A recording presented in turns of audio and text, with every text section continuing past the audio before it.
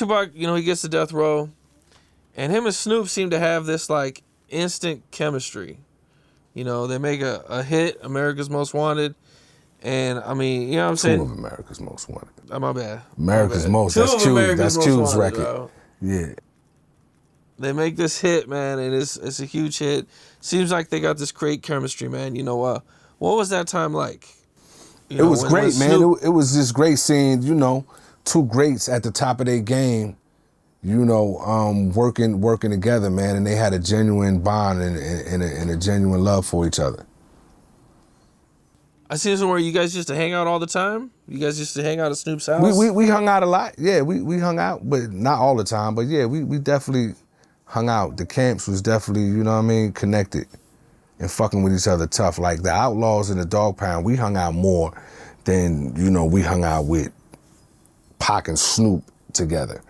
Like we had our relationship with the Pound that was a little bit more tighter than our relationship per se was with Snoop. Okay, and the New York video happens. Mm-hmm. And in New York, they're shooting the video. I mean, everybody kind of knows the story. And, their trailer gets shot up. And I believe you guys are over here on the West Coast when this happens. Mm-hmm.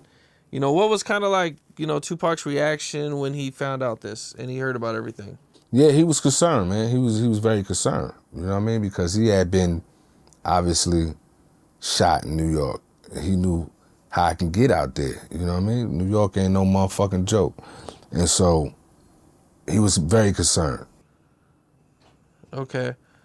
I mean, there was rumors that, he was really like, I don't know if he was screaming and yelling, but he was like, really mad. Pac can get animated, yeah. Okay. Yeah. At one point, Snoop and everybody's in New York. I think they're doing I don't know if they're doing a show, but Snoop goes on the radio station. Mm-hmm. And he starts talking about, Biggie and saying a lot of positive things about Biggie. And I believe, Tupac is upset about this. There's East and West. I don't know East and West, but, Tupac has these issues with Biggie. Were you around for that time? Yeah, I was. I'm gonna hit him up. Right. I meant, were you in New York when this happened? No, I didn't go to New York for that. That was for the MTV Awards that year. I didn't go for that. Okay. At what point, Snoop and Tupac kind of have a falling out. Snoop, everybody flies back on the plane. How's your guys' feelings and everything when this fallout happens? I can only speak for me, man. I was disappointed. I was disappointed that, we had to have this tension between, two of the greatest artists at that time and the two leaders, of Death Row, artistically. So I was disappointed. I was, hoping it could be worked out, whether them niggas had to get in the ring and go a couple rounds or, talk it out amicably. I just wanted, them to work it out. So it wasn't that tension that was going around for a little bit.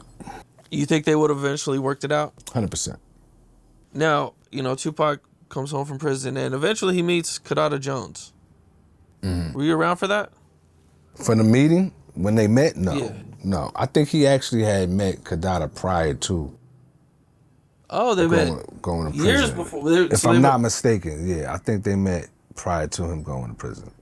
Oh, okay.